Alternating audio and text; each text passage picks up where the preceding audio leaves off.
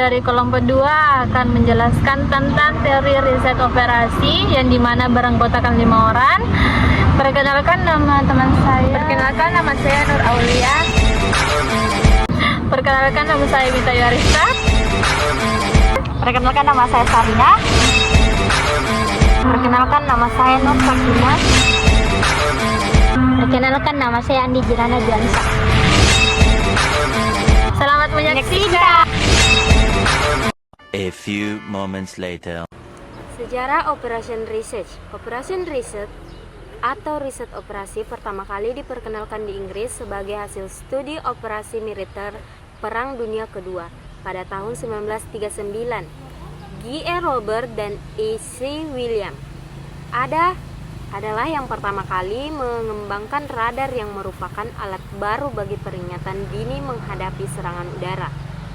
Pada awal perang, pemimpin militer Inggris memanggil sekelompok ahli sipil dari berbagai disiplin dan mengkoordinasikan mereka ke dalam suatu kelompok yang diserah tugas mencari cara yang efisien dalam menggunakan alat yang baru ditemukan tersebut. Nah, dalam tahun 1942, Angkatan Udara Amerika Serikat membentuk Divisi Operation Analysis, kemudian diikuti oleh Angkatan Laut yang membentuk kelompok riset operasi pada tahun 1943. Kelompok ahli Inggris ini dan kelompok-kelompok lain berikut menjadi dasar untuk kegiatan riset atau research pada operasi-operasi militer. Baik, saya akan melanjutkan sejarah riset operasi. Keberhasilan kelompok-kelompok penelitian operasi di bidang militer semasa PD2 menarik perhatian para industrian pada bidang ini. Pertumbuhan industri yang pesat menyebabkan 3 tim-tim riset operation sangat dibutuhkan dalam dunia bisnis karena masalah-masalah yang timbul pada dasarnya sama walaupun konteksnya berbeda dengan yang dihadap dengan kalangan militer.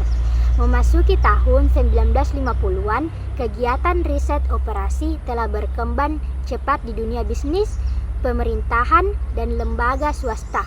Selama periode ini, teknik-teknik program linear dan dinamik telah ditemukan dan dikembangkan. Perkembangan besar terjadi dalam penelitian tentang masalah persediaan produksi dan antri. Sejak saat itu, riset operasi mulai mendapat pengakuan sebagai pelajaran yang bermanfaat di universitas, terutama bagi mahasiswa ekonomi, administrasi, dan teknik. 2 hours later. Baik, saya akan menjelaskan nomor 2 yaitu fungsi riset operasi. Riset operasi atau disebut dengan RO adalah suatu disiplin ilmu yang menggunakan teknik analisis, matematis, dan komputasi untuk membantu pengambilan keputusan yang lebih baik dalam berbagai bidang. Fungsi utama riset operasi meliputi yang pertama itu optimasi sumber daya. Riset operasi membantu dalam penentuan penggunaan sumber daya yang terbatas secara optimal, misalnya dalam manajemen produksi, distribusi, atau alokasi anggaran. 2. Pemecahan masalah kompleks. Riset operasi digunakan untuk memecahkan masalah yang melibatkan banyak variabel dan kendala, seperti penjadwalan, perencanaan produksi, atau rute transportasi. Yang ketiga, pengambilan keputusan yang lebih baik. Dengan menggunakan model penulis dan analisis, data riset operasi memberikan solusi terbaik berdasarkan kriteria tertentu, misalnya meminimalkan biaya atau memaksimalkan keuntungan. Selanjutnya, yang keempat, yaitu perencanaan dan pengendalian operasional. Riset operasi mendukung perencanaan jangka panjang dan pengendalian operasional yang efisien seperti dalam perencanaan inventaris, pengiriman barang, dan pengelolaan proyek. Selanjutnya ada simulasi dan prediksi.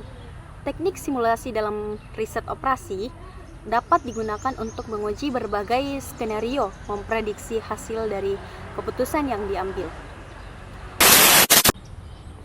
Model riset operasi. Model adalah abstraksi atau penyederhanaan realitas sistem yang kompleks di mana hanya komponen-komponen yang relevan atau faktor-faktor yang dominan dari masalah yang dianalisis dan diikutsertakan. Banyak model operasional riset yang sudah dikembangkan dan digunakan terhadap personal bidang usaha. Model tersebut dapat dikelompokkan ke dalam beberapa jenis, yaitu pertama, linear programming program. Ini memuat metode grafik simplex dan dualitas yang digunakan pada proses dialokasi. Program ini akan menjawab personal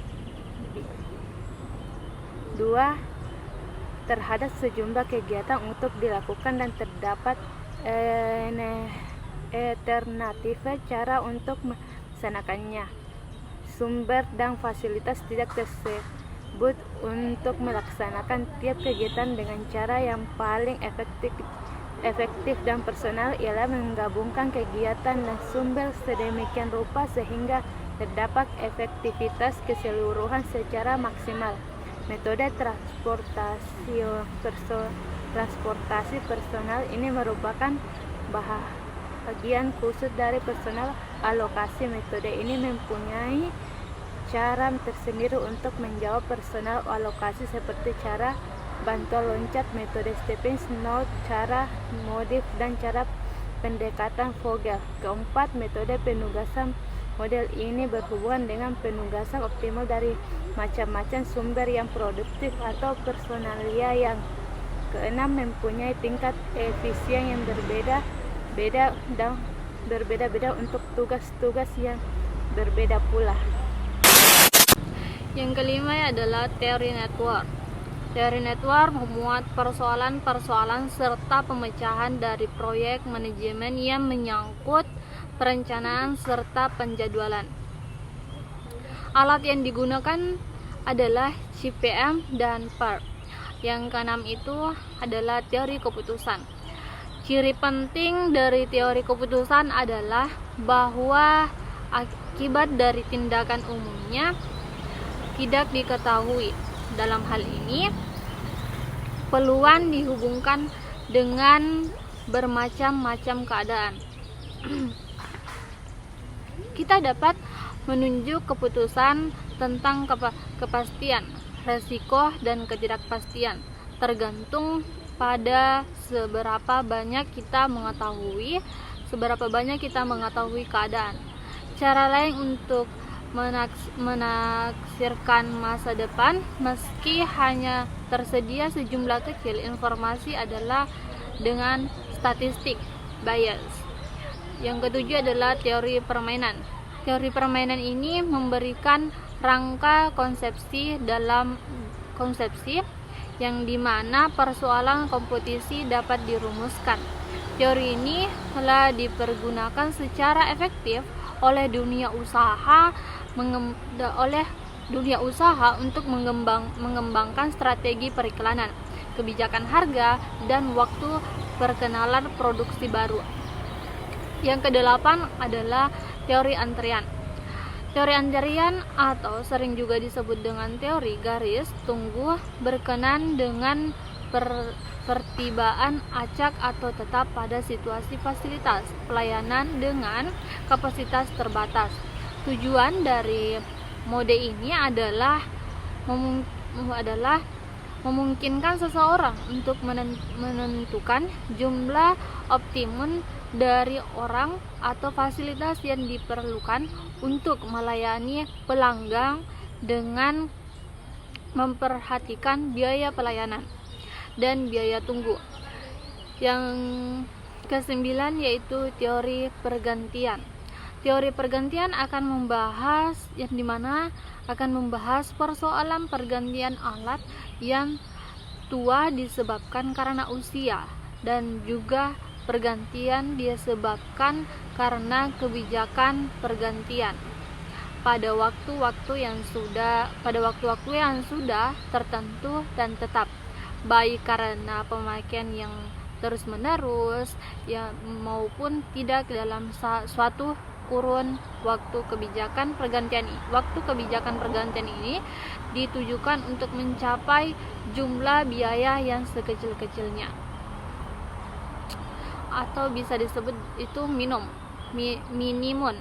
Di samping itu, teori pergantian juga membahas persoalan pergantian alat yang disebabkan karena kerusakan yang mendadak, misalnya karena sesuatu benturan sehingga alat dapat tidak dapat digunakan sama sekali. Oke. Oh, okay.